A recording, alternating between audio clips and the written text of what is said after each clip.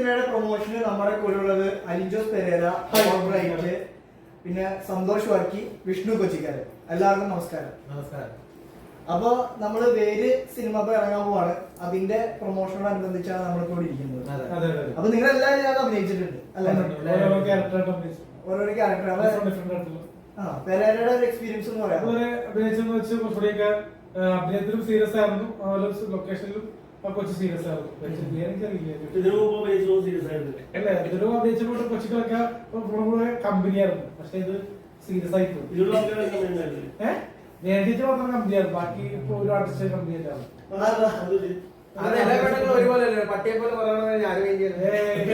പിന്നെ നമുക്ക് ഒരു എന്റെ ഒരു പെണ്ണുണ്ടായിരുന്നു, അപ്പൊ ഞാൻ കമ്പനി അടിക്കാറ്. പിന്നെ എനിക്ക് 24.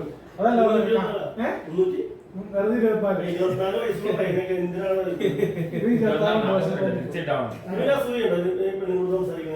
എനിക്ക് അസൂയൊന്നുമില്ല. ഇവനാണ് അസൂയ. എന്നെ പെമ്പിള്ളേർ വിളിക്കുന്നത് ഇവനാണ് അസൂയ.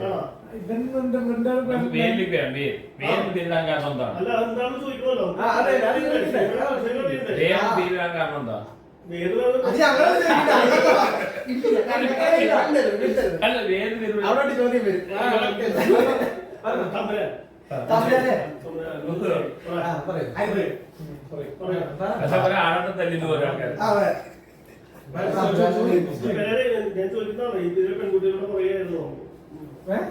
താങ്കൾ പെണ്ണുങ്ങളോട് അല്ല, സംസാരിക്കാൻ വേണ്ടി ഒരു ആൾക്കാർ ചില സെറ്റിൽ ഓക്കെ ആയിരിക്കും. കൂളായിട്ട് ഇപ്പൊ ഒരു ആൽബം ചെയ്തത് അങ്ങനെ ഉണ്ട് തിരുമാലി എന്ന് പറഞ്ഞത്. അപ്പൊ അതില് കമ്പനി ആയിരുന്നു. ഒരു പെണ്ണ് അവർക്ക് ഇഷ്ടമില്ല എന്ന് പറഞ്ഞാൽ പിന്നെ ആ പെണ്ണിന്റെ ഞാൻ പ്രപ്പോസ് ചെയ്യാൻ ആ ഇഷ്ടമല്ല. ഒരാൾക്ക് സംസാരിക്കാൻ താല്പര്യം ഇല്ല എന്നുണ്ടെങ്കിൽ പിന്നെ അങ്ങോട്ട് തിരിഞ്ഞു നോക്കരുത്. ഞാൻ അതിനോട് സംസാരിക്കാൻ ഒരു പെണ്ണ് ഇഷ്ടമുള്ള അമ്മേനെ പുറകെ തല്ലിപ്പറ്റി സത്യം പറയാം. എന്നോട് 2 മാസം ആശുചേട്ടൻ അടക്കം അറിയാം. 2 മാസം അല്ല, എനിക്ക് 5 അതായത് വിഷ്ണു തമ്പുരാൻ കൊച്ചിക്കാരൻ അങ്ങനെ പ്രളയത്തിലേക്ക് ആവശ്യം പറയില്ല. അല്ല, അണ്ണന്റെ പ്രണയത്തിലാ. പക്ഷെ അഭിനയിക്കാൻ പോവില്ല എന്നൊക്കെ പറഞ്ഞിട്ട് ഇവര് നിർബന്ധത്തിൽ അഭിനയിച്ചാണ് പോകുന്നില്ല എന്ന് പറഞ്ഞിട്ട് പിന്നെ പോയതുകൊണ്ട് അത് ഞാൻ പണ്ട് പറയുന്നതാണ്. റിവ്യൂ നിർത്താൻ സാനിയെ കൊണ്ട് റിവ്യൂ നിർത്താന്ന് പറഞ്ഞിട്ട് ഇയാൾ റിവ്യൂ വനിതന്നല്ല, നീ റിവ്യൂ മൊത്തത്തിൽ നിർത്താൻ.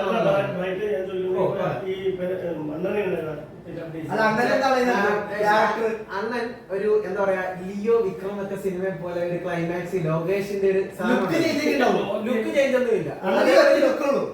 മാത്രമല്ല വിഷ്ണു ഉണ്ട്. ഷാരിക്ക് പറഞ്ഞ അണ്ണനെ ഉൾപ്പെടുത്തണമെന്ന് പറഞ്ഞു. അപ്പം അവിടെ വന്ന് വരാൻ ബുദ്ധിമുട്ടുണ്ട്.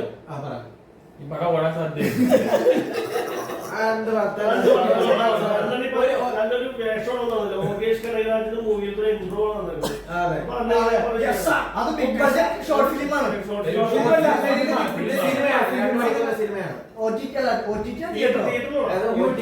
കിട്ടിയില്ലെങ്കിൽ അവരുടെ യൂട്യൂബ് മലബാർ പട്ടിക്കട ചാനൽ തന്നെ ഇത് റിലീസ് ആവും. 2 മണിക്കൂറിന്റെ സിനിമയാണ്. ഈ പുള്ളി പറഞ്ഞു ഇത് ഓടോ ഇല്ല എന്ന് പറഞ്ഞു. അതിനുവേണ്ടിയാണ് കേരളത്തിലെ നിരവധി പുതുമുഖങ്ങളും ഉണ്ട്. ഇവരെ പോലെയുള്ള സോഷ്യൽ മീഡിയ താരങ്ങൾ, വിഷ്ണു കൊച്ചിക്കാരനടക്കം സോഷ്യൽ മീഡിയ താരങ്ങൾ ഇതിനകത്ത് അഭിനയിച്ചിട്ടുണ്ട്. മലയാളം പെട്ടിക്കട മലബാർ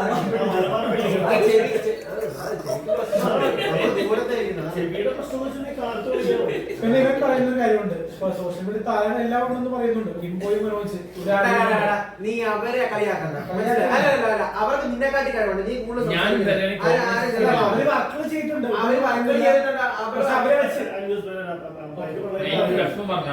ഞാൻ പറയുന്നത് കോമ്പിനേഷൻ സീനില്ല. ഒയ്യോ, ഒരു കോമ്പിനേഷൻ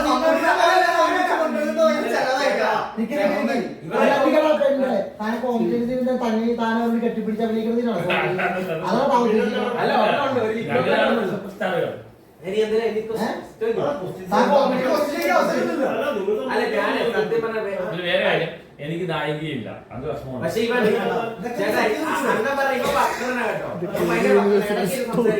എന്താ സംഭവം അറിയാം. ഷാരിക്കടോടെ പോകുന്നതിന് മുന്നേ ഇവൻ ഷാരിക്കനെ എനിക്ക് നേരത്തെ അറിയാം. അപ്പം പുള്ളി പറഞ്ഞത് ബ്രൈറ്റ് നീ ഇവന്റെ കൂടെ വരാൻ പറഞ്ഞു. അപ്പൊ ഞാൻ ശരി വരാന്ന് പറഞ്ഞു. ഇവന്റെ പരിപാടിയൊക്കെ ഉണ്ടല്ലോ അത് മാനേജ് ചെയ്യാനാണ് പറഞ്ഞത്. ഞാൻ പറഞ്ഞ ചേട്ടാ നീ അപ്പൊ ഇവിടെ ഇരിക്കുന്നു ചോദിച്ചു. ഞാൻ പറഞ്ഞ ചേട്ടാ ഞാൻ അവിടെ റൂമിൽ ഇരുന്നോളാം മിണ്ടല്ലേ റൂമിൽ ഇരുന്നോളാന്ന് പറഞ്ഞു. അപ്പോഴത്തേക്കിനും വേണ്ട റൂമിൽ ഇരിക്കണം നീ പോസ്റ്റ് ആവും നീ സെറ്റിലേക്ക് വരാൻ പറയും. ഇവിടുന്ന് റിയ ഇവൻ എല്ലാരും വിളിച്ചു പറഞ്ഞു ബ്രൈറ്റിനെ സെറ്റിൽ കൊണ്ടുവരുന്നത് ബ്രൈറ്റ് ഭയങ്കര വിഷയമാണെന്ന് ഇവിടുന്ന് വിളിച്ചു പറഞ്ഞു. ഷാഹിദിന് എന്നെ അറിയാവുന്നത് കൊണ്ട് ആ പുള്ളിക്ക് എന്നെ അറിയാവുന്നതുകൊണ്ട് പറഞ്ഞു നീ വരാൻ പറഞ്ഞു. വന്നു. എന്നിട്ട് അവിടെ എന്നിട്ട് പെരേര റീല് ചെയ്തപ്പോഴത്തേക്കിനും റിയക്ക് അത് ഇഷ്ടപ്പെട്ടില്ല. ഒരാൾ അഭിനയിക്കാൻ വന്ന അഭിനയിച്ചിട്ട് പോകണം, അല്ലാതെ അവിടെ വന്ന മെയിൻ ആയിട്ടുള്ള ആർട്ടിസ്റ്റിനോട് തട്ടിക്കയറുകയല്ല ചെയ്യണം. അവിടെ അപ്പം തന്നെ പാക്ക് ചെയ്തു. എനിക്ക് എന്നൊരു കുഞ്ഞു ഡയലോഗാണ് കിട്ടിയത്. നമുക്ക് സന്തോഷം, എത്ര ഡയലോഗ് ആണെങ്കിലും നമ്മളത് പറയും. അത് ചെയ്തു. അത് കഴിഞ്ഞിട്ട് അടുത്ത പ്രാവശ്യം പെരേരയുടെ AJP ആദ്യരാത്രി എന്ന് പറഞ്ഞ വർക്കിന് ചെന്നപ്പം വേരിന്റെ അകത്ത് ഒരു സീനും കൂടെ ഷാഹിദ് ചേട്ടൻ ആഡ് ചെയ്തു. അത് കഴിഞ്ഞിട്ട് നിങ്ങളത് കേൾക്കണം. ഇവനോട് എനിക്ക് ഇപ്പോഴും നല്ല ദേഷ്യമുണ്ട്. എന്താ സംഭവം എന്ന് പറഞ്ഞാൽ ഞാൻ ഇവന്റെ കൂടെ പോയിട്ട് ഇവൻ കണ്ട മീഡിയക്കാരെ കണ്ടപ്പോ അവരുടെ കൂടെ കാറെ കയറി ഒറ്റ പോക്ക്. ഞാൻ പറഞ്ഞ ഞാൻ അങ്ങനെ വരും, നിനക്ക് 500 ആവില്ലേ നീ വേണ കയറി വരാൻ. അത് എനിക്ക് ഗുണമായി. എന്താ വെച്ച് കഴിഞ്ഞാൽ ഷാഹിദ് ഡയറക്ടർ പറഞ്ഞു നാളെ പോയാൽ മതി എന്ന് പറഞ്ഞു. അങ്ങനെ ഒരു സീൻ ഇല്ലാത്തായിട്ട് 1 അല്ല 2-3 സീൻ ആണ് ഇത്. ഉടനെ ഇവൻ വിളിച്ചിട്ട് പറയാം ബ്രൈറ്റിനെ എന്തിനാ അഭിനയിപ്പിച്ച്, ബ്രൈറ്റിന് എന്താ വേഷം എടുത്ത് ബ്രൈറ്റിന്റെ സീൻ മൊത്തം കട്ട് ചെയ്ത് പറഞ്ഞത്.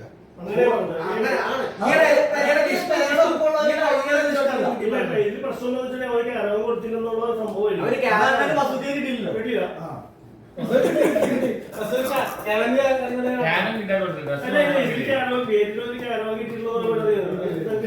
ഞാൻ പറയട്ടെ ഈ റിയ എന്ന് പറഞ്ഞ റിയ ജൂനിയർ ആർട്ടിസ്റ്റായിട്ട് ഇന്ന് 1500 പേരിൽ ഒരാളായിട്ട് അഭിനയിച്ച റിയനെ പിടിച്ച് ക്യാമറയ്ക്ക് മുന്നിൽ കൊണ്ടുവന്ന് ഇവനെയും ഇത്രയും വൈറലാക്കി കത്തിച്ചത് ഞാനായിരുന്നു ഒരു സമയത്ത് ഫീൽഡ് ഔട്ട് പറയുന്നത്. എന്നിട്ട് ഇവനെ നായകനാക്കിയിട്ട് ഒരു സാധനം ചെയ്ത് വിനീതേട്ടനും ചെയ്ത് ഒരു നന്ദിയില്ല.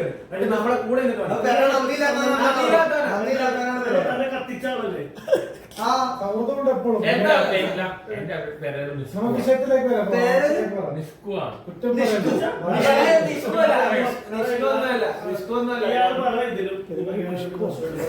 എല്ലാരും എന്നാ പറയുന്നത് ബ്രൈറ്റ് ഫിലിമേക്കിന്റെ ഒന്നും അറിയില്ല. പുള്ളി ആധുനിക എനിക്ക് വലിയ സംഭവം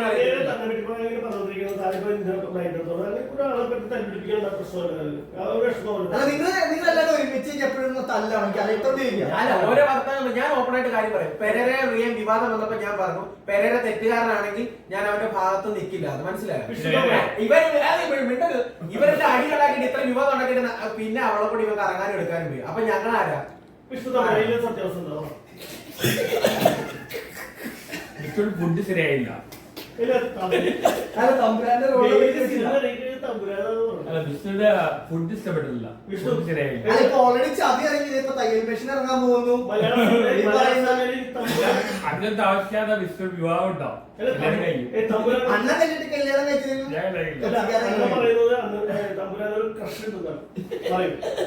അണ്ണനെപ്പോഴത്തെ എനിക്കില്ല. വിഷ്ണുവിന്റെ ഭാര്യ കാമുകല സിനിമയാണ്. സിനിമയിലെ കല്യാണം കഴിക്കുന്ന ഉദ്ദേശിക്കുന്നത് സിനിമയെ സ്നേഹിക്കുന്നു അല്ലാണ്ട് വേറെ പരിപാടിയൊന്നും ഇല്ല. അണ്ണൻ പറയാ അല്ലേ? ഇയാളുടെ ഭാര്യയും കാമുകയും എല്ലാം സിനിമയാണ്. അപ്പൊ ഞങ്ങളെന്താ അപ്പൊ അന്ന് കഴിഞ്ഞ ദിവസം ബർത്ത്ഡേ ഞാൻ വിഷ്ണു കൊച്ചിക്കാരനോടും ബർത്ത്ഡേക്ക് അണ്ണന്റെ ബർത്ത്ഡേ നടക്കുന്നത് ജൂലൈ 4 പ്രൊമോഷനും കൂടി ആയിട്ടാണ് നമ്മളോട് എന്നെ വിളിച്ചിട്ടുണ്ടായിരുന്നു. അങ്ങോട്ട്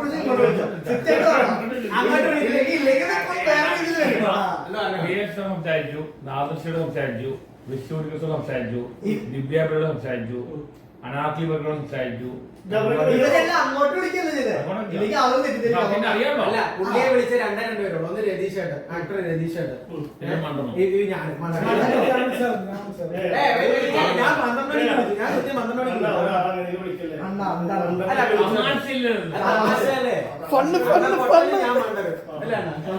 മണിക്ക് പൊട്ടറാണ്.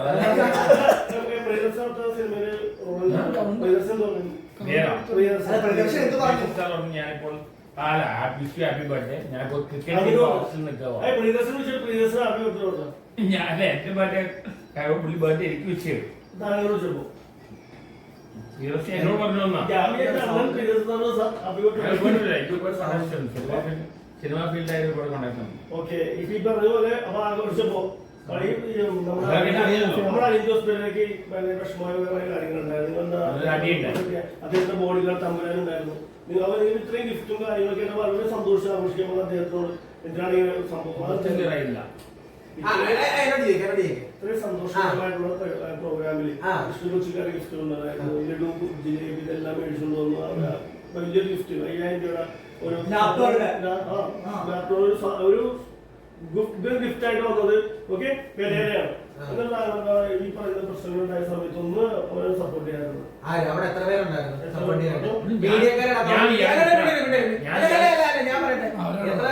ഒരു 20 പേരുണ്ടായിരുന്നു.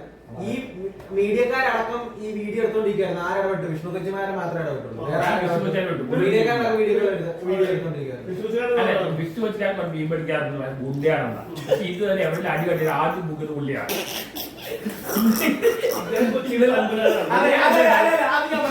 വിഷ്ണു പെരേരക്ക് വേണ്ടി ഇടി കൊണ്ടിട്ടുണ്ട്. ഒരു ദിവസം പെരേര പറഞ്ഞൊരു വാചകമുണ്ട്, എനിക്ക് വേണ്ടി ഇടിച്ചോ, പക്ഷെ കേസ് വന്ന് നീ അങ്ങ് ഏറ്റോണമെന്ന്. അങ്ങനെ പറയുന്ന ഒരുത്തന് വേണ്ടി എങ്ങനെ അവൻ ഇടിക്കും?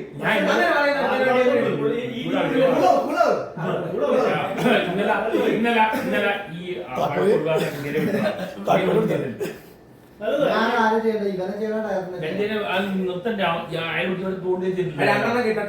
എത്ര പേര് വിളിച്ചറിയോ?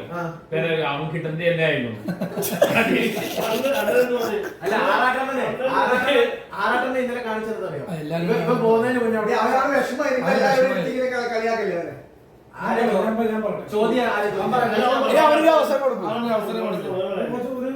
തെറ്റിദ്ധാരണ പുറത്താൻ സംഭവിച്ചത്. കാരണം ഞാൻ പറഞ്ഞ കുറച്ച് വർണ്ണവിജയ അങ്ങനത്തെ കുറച്ച് സംഭവങ്ങളൊക്കെ വന്നിരുന്നു.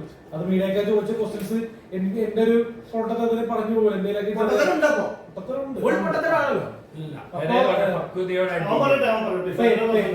എന്റെ കാഴ്ചപ്പാടിൽ ഇപ്പൊ ഞാൻ എന്റെ ബന്ധുക്കളിൽപ്പെട്ട പല ആൾക്കാർക്ക് അടുത്ത ആൾക്കാരുണ്ട്. അതൊന്നും നമുക്ക് മാറ്റർ ഒന്നും അല്ല. പക്ഷെ എന്റെ കൂടെ അഭിനയിക്കാൻ വന്ന ആൾക്കാർക്ക് ഇവന്റെ നിറവണമായി പോയി. പിന്നെ നമ്മള് എന്റെ കൂടെ അഭിനയിക്കാൻ വന്ന ആൾക്കാര് കറുത്ത ആൾക്കാരല്ല. അതുകൊണ്ട് നമ്മള് കറുത്ത ആൾക്കാരെ അഭിനയിക്കില്ല എന്ന് ഞാൻ പറഞ്ഞു. ഇവിടെ വരുന്ന ആൾക്കാർ ആൾക്കാർ അരഞ്ഞ് കാല് പിടിച്ചിട്ടൊക്കെയാ ആരും വരാറില്ല. എല്ലാവരും തന്നെ പേയ്മെന്റ് പഠിച്ചിട്ട് 1500 രൂപയ്ക്ക് പഠിച്ചിട്ടാണ് വന്നത്. മനസ്സിലായി? ഫ്രീ ആയിട്ട് ആരും വരില്ല. അഭിനയിക്കണമെന്ന് പറഞ്ഞിട്ടും പൈസ എനിക്ക് പറയാതെ എന്റെ അപരനായ കാർത്തികിന് എന്ത് അഭിനയിക്കാൻ പറഞ്ഞിട്ട് ഇങ്ങനെ അഭിനയിപ്പിച്ചില്ല. ആളിയെ വിളിച്ചിട്ട് പറഞ്ഞ വേഷമുണ്ട്. ഞാൻ പറഞ്ഞ എന്തെങ്കിലും സീൻ ആഡ് ചെയ്യിപ്പിക്കുക. ഓക്കെ, 2-3-4 തവണ വിളിച്ച് 4ാമത്തെ തവണ ഞാൻ ഫോൺ എടുത്തു. ഫോൺ എടുത്ത് പറഞ്ഞാൽ ഞങ്ങൾക്ക് 11 മണി വരെ ഇന്റർവ്യൂ ഉണ്ട്. ശരി അറിയാ, നിങ്ങൾ വരാൻ പറ്റുമോ? എടാ ഞങ്ങൾ അങ്ങോട്ട് വന്നേക്കാം. ശരി, ഞാൻ അങ്ങോട്ട് വിളിക്കാം കേട്ടോ. ഗ്യാപ്പ് വരുമ്പോൾ വിളിക്കാന്ന് പറഞ്ഞു. പക്ഷെ വിട്ടുപോയി. പിന്നെ ഇവർക്ക് പറ്റിയ സീനും അതിനകത്തില്ലായിരുന്നു. അതാണ് സംഭവിച്ചത്.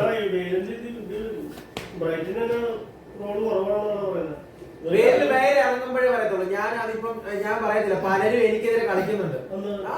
ഞാൻ പറയില്ല, റിയൻ ഇവനും കൂടെ വിളിച്ചു പറഞ്ഞല്ലോ ചിഞ്ചു വരെ പറഞ്ഞു. എന്നോട് എന്താ വൈരാഗ്യം ഞാൻ മോളത്ത് പോലെ കൊടുത്തു, ഉപയോഗിച്ചു. പോകാൻ കാലത്ത് ബാത്റൂം ചില കാഴ്ചകളുണ്ട്. എന്താണ് കാഴ്ച?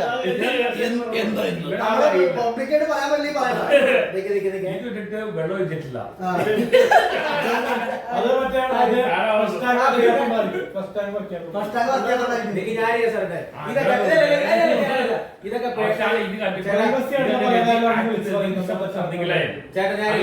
ചേട്ടൻ പറയുന്ന എല്ലാം ഞാൻ അംഗീകരിക്കുന്നില്ല.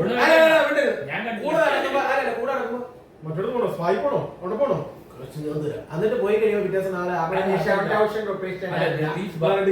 അത് പറയട്ടെ, പറയുമ്പോ മിണ്ടല്ല. പറയട്ടെ. തമ്പുരാൻ പറയുമ്പോ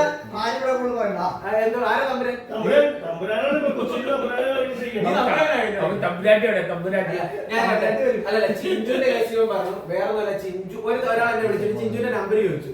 നമ്പർ വെച്ച് ചിഞ്ചുവിനോട് ചോദിക്കാൻ ഞാൻ ആ നമ്പർ കൊടുത്തു. അവൻ പല പല ഗ്രൂപ്പിലിട്ട് അവളെ നാട്ടിച്ചു. അതാണ് ചിഞ്ചുവിന് എന്നോട് ചോദിച്ചത്. അല്ലാതെ വേറെ എന്തെങ്കിലും ഉണ്ടോ? ഈ സെറ്റ് ചിഞ്ചു വന്നില്ലല്ലോ. എവിടെ പ്രൊഡ്യൂസർ? വേറെ ആൾക്കാരെ കാശിറക്കിയ. അതെ, ഞാനൊരു കേസ് പറഞ്ഞുതരാം. ഇത്ര 2 വിവാദം വന്നു. ഏതെങ്കിലും ഒരു പെണ്ണ് ഒരു ചാറ്റോ ഒരു കോൾ റെക്കോർഡ് ചെയ്യിപ്പിക്കട്ടെ. പക്ഷെ നിന്റെ കൊള്ളക്കൂടെ ചാടിയൊക്കെ ചാടി വരും. വന്നോട്ട് വരുമ്പോ ഞാൻ പറഞ്ഞോളാം, മീഡിയക്ക് വീട്ടിൽ പറഞ്ഞോളാം. ഇപ്പൊ നമ്മള് വേരിനെ പറ്റി പറയാം. ജയനെ പറ്റി പറയുമ്പോ ഒരുപാട് പറയാനുണ്ടല്ലോ. ഞാൻ പറഞ്ഞല്ലോ, നിങ്ങൾ എനിക്കെതിരെ കളിച്ച കളികൾ ബ്രൈറ്റിന് എന്തെങ്കിലും ആയില്ല. എന്തായാലും നിങ്ങൾ മാത്രം പറയാം. ഇവിടെ കൊച്ചിക്കാരൻ ഇതിൽ പറയുന്ന അവസ്ഥ. പുള്ളി തമ്പുരാട്ടി വന്നാണ് സംസാരിക്കുന്നത്. കൊച്ചിക്കാരൻ നല്ലൊരു റോളാണ്. ഞാൻ ഷാഹിദ് ഡയറക്ടറോട് പറഞ്ഞിട്ടുണ്ട്, വേരി 2 എങ്ങനെങ്കിലും ഇറക്കണം, വേരി 2 എടുക്കണം. ബഡ്ജറ്റ് അവര് 3 ലക്ഷം തന്നു. നമുക്ക് അതിനെ പറ്റി അറിയില്ല. ഞാൻ അഭിനയിക്കാൻ നിങ്ങൾ പേയ്മെന്റ് മേടിച്ചിട്ടാണോ അഭിനയിച്ചിരിക്കുന്നത്? എനിക്ക് ഇതുവരെ അഭിനയിച്ച പേയ്മെന്റ് എവിടെ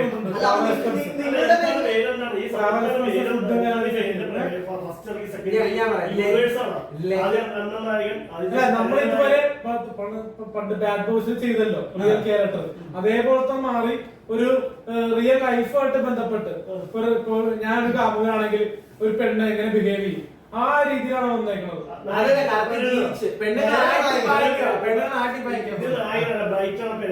ഞാനാണ് എന്റെ നായകനെന്ന് പറഞ്ഞ അങ്ങനെ നായക കഥാപാത്രമില്ല. ഇത് ലഹരിക്കെതിരെയുള്ള ഒരു പോരാട്ടമാണ്. ആ പോരാട്ടത്തിൽ നമ്മുടെ ജീവിതം പോലെ തന്നെ പല കഥാപാത്രങ്ങൾ വന്നു പോകുന്നുണ്ടല്ലോ നമ്മുടെ ജീവിതത്തിൽ. അതേപോലെ ഇതുപോലെ ഇതിൽ പല പല കഥാപാത്രങ്ങൾ ഇങ്ങനെ വന്നു പോവുകയാണ്.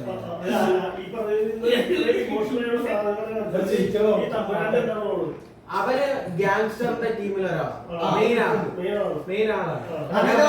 നമ്മുടെ ലിയോ സിനിമയ്ക്കകത്ത് അല്ല, അതായത് അവിടെ ഷൂട്ട് ചെയ്തേക്കുന്നത് റോബോട്ട് പോലെ നിൽക്കുകയാണ്. പുള്ളിയുടെ ഫേസിലൂടെ എക്സ്പ്രഷനും ഇല്ല, റോബോട്ട് പോലെ നിൽക്കുകയാണ്. അത് നിങ്ങൾ റോബോട്ടാണല്ലോ.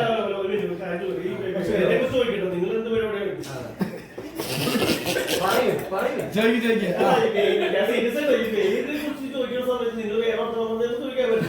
ചോദിക്കും. ലഹരി എന്ന് പറയുമ്പോൾ കൊച്ചി ബേസ്ഡ് ആണ്. കാരണം കൊച്ചിയിൽ ഞാൻ നോക്കുമ്പോ മലപ്പുറം, കോഴിക്കോട്, ഈ കേരളത്തിലുള്ള എല്ലാ ഡിസ്ട്രിക്റ്റിലുള്ള ആളുകൾ വന്നിട്ട് അവസരം കൊച്ചിയുടെ നെഞ്ചത്തേക്കാണ്. അത് ഞാൻ നേരത്തെ പറഞ്ഞ എന്തോ ആയിക്കോട്ടെ, അതല്ല ഞാൻ നേരത്തെ കഴിഞ്ഞ ഇന്റർവ്യൂ പറഞ്ഞല്ലോ. അപ്പൊ ഞാൻ എല്ലാവരും കൊച്ചി പക്ഷേ പിടിക്കപ്പെടുന്ന മിക്കവാറും അന്യ ഡിസ്ട്രിക്റ്റിൽ. തീർച്ചയായിട്ടും. അപ്പൊ ഈ പറയുന്ന പോലെ കൊച്ചിനെ വെച്ചിട്ട് തന്നെയാണോ ഈ ലഹരിയായിട്ടാണോ തുടങ്ങുന്നത്?